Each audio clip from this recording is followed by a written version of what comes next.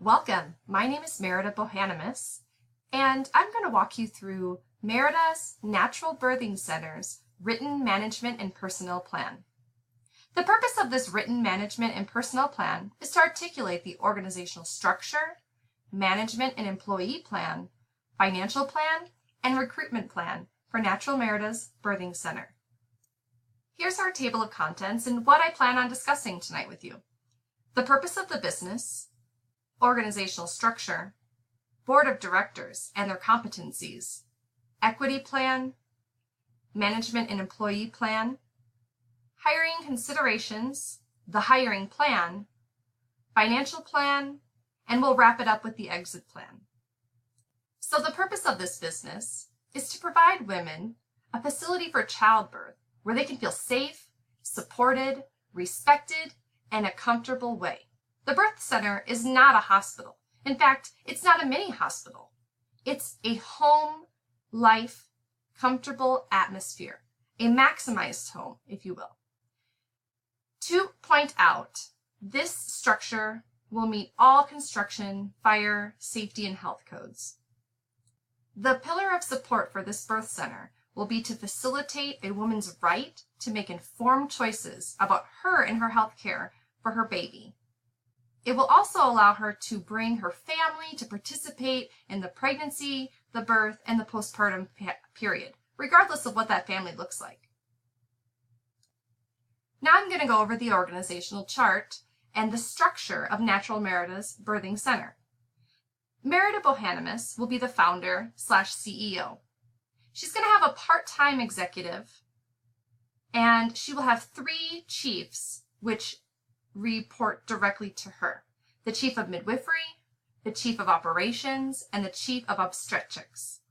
The chief of midwifery will have 5 midwives as the head midwife position, and then a midwife and mother's hand as a team underneath her. Total, there'll be 10 midwives and 5 mother's hands in the chief of midwifery directorate.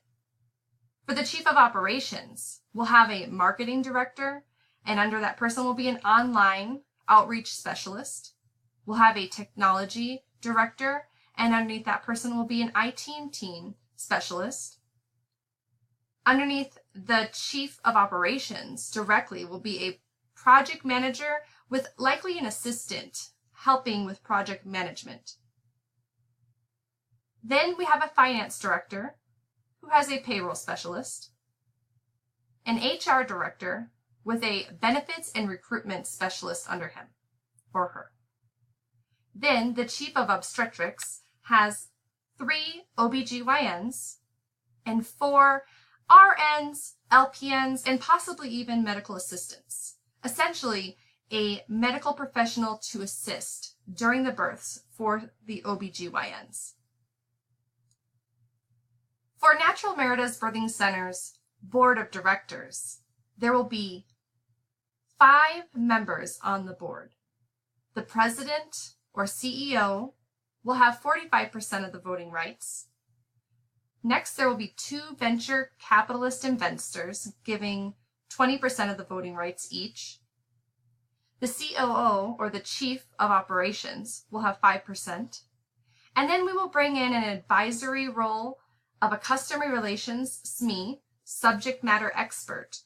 This person will be independent, paid for their service for the year, but they will have no equity in the company. The board of directors will provide the business with an overall overarching vision.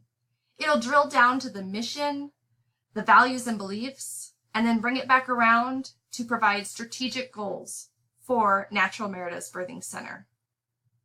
Of note, I'm going to go into detail on the next slide, but if a partner or director has less than 5% equity, they do not sit or have voting rights on the board of directors. For the board member competencies, the founder, CEO, will have a very high level of engagement. The founder will bring with her the experience, which includes formal education, that senior level management experience. She thought of the idea, so she brings with her idea formation, as well as an expansive social capital. And what's nice about that social capital is it has existing industry network already built in it. Expecting this member to sit on the board for the next 10 years. Now, I mentioned 2 venture capitalist investors. The first one will have more of a business operating experience with a strategic business planning background, expecting this board member to have a seat for the next 5 to 7 years. The next venture capitalist investor will have recruitment experience and a domain knowledge. Same time frame for this board member to sit on the board, 5 to 7 years. Also, for these 2 investors, there's an expectation of medium engagement with the company. Next is the COO.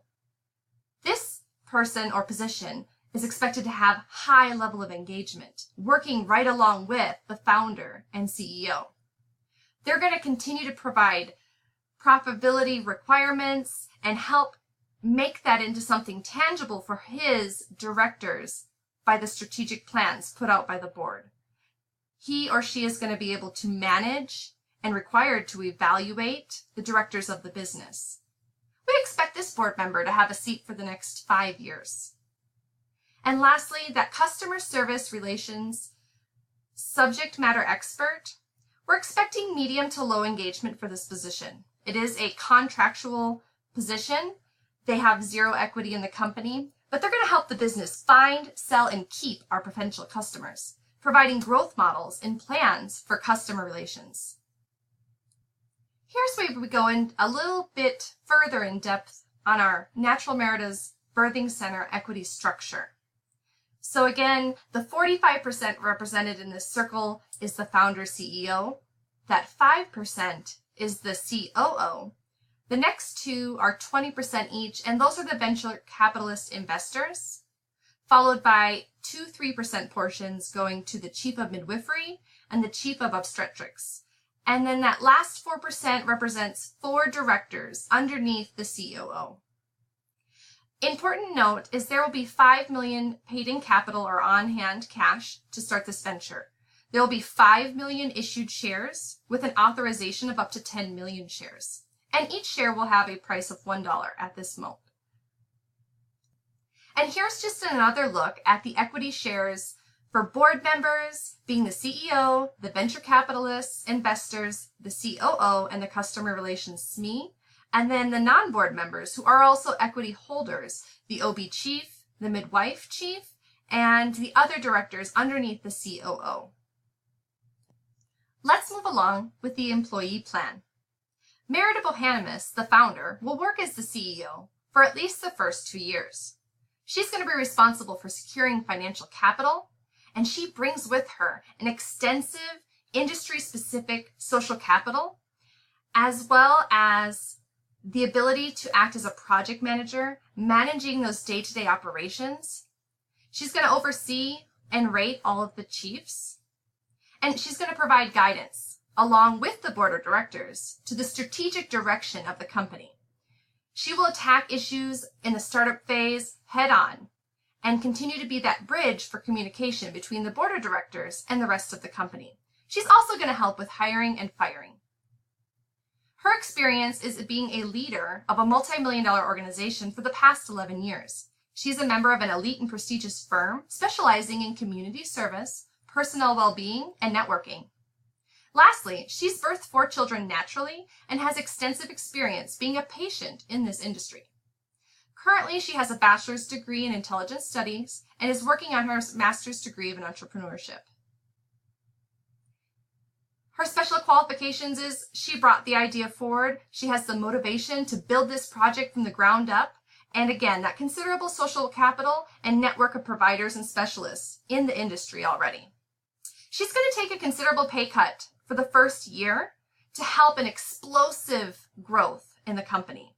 $60,000 in that first year and $100,000 expected for the second. For the executive assistant responsibilities, first off, this position is part-time, with the possibility as the company grows and the demands increase to move into a full-time position. When you're looking at experience in education, it's not necessary that the person for this position has the work experience. This might be their first job as administrative assistant, but it would be very crucial to find someone with that determined and motivated spirit. I'd want them to be ambitious about their career aspirations, and I would like them to have at least 60 semester hours of advanced learning with a minimum of 3.0 GPA. This person is expected to earn $15 an hour, accruing $15,600 a year, and that looks about 20 hours a week to start off.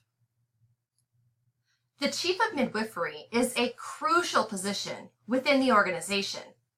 He or she is expected to come with an extensive delivering experience, but also significant leadership skills that will allow her or him to manage schedules, do all of the midwifery hiring, and be a role model to promoting and maintaining high standards of care for mom and baby.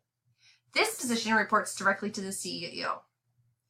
Experience, we expect the person to have 7 to 10 years of experience, not only as a practicing and delivering midwife, regardless of the setting, but also bringing that leadership skills and possible certifications along with it. Of course, this person would be a practicing certified nurse midwife at a minimum and have the accreditation to go along with that. It would be fantastic if this person had Lean Six Sigma or other leadership qualifications to help stand them out. Salary would be $110,000 with a strong possibility of sign-on bonus or equity shares. The equity shares would come out of the founder's equity shares. This would require board authorization. Natural Merida's Birthing Center will have 10 midwives. There's not really an ideal candidate. Let me tell you, I would love to have the right mix of experience, and that will help us accomplish our goals. Midwives are going to assist with outpatient practices as well as serve as a laborist. They're going to manage newborn care immediately following delivery all the way until discharge. They're going to help women from ante care to labor to post care. And the experience, it would be fantastic if our mix of midwives had 60% with 3+ years experience, 25% of 1 to 2 years experience, and I think it would bring great blood to the organization to have 15% of new graduates. Education, again, these are going to be certified nurse midwives and have the appropriate accreditation to go along with it. The salary for this would be $90,000 with a possible sign-on bonus and or loan repayment options. Mother's hands. These attendants would be childbirth professionals. They're going to be trained in emotional, physical, and educational support to our mothers. The main purpose is to work with the attending midwives and mother to ensure that safe, positive, and empowering birthing experience.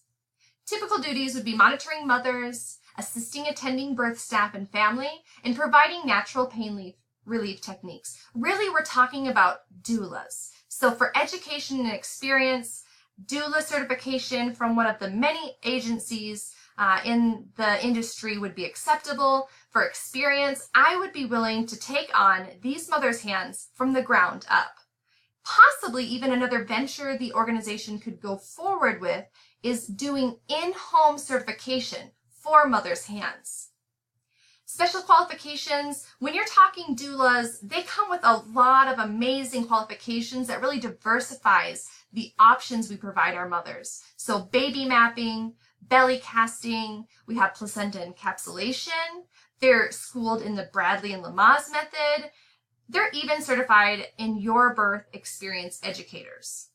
The salary for these women or men would be $25,000 to start off as a salary.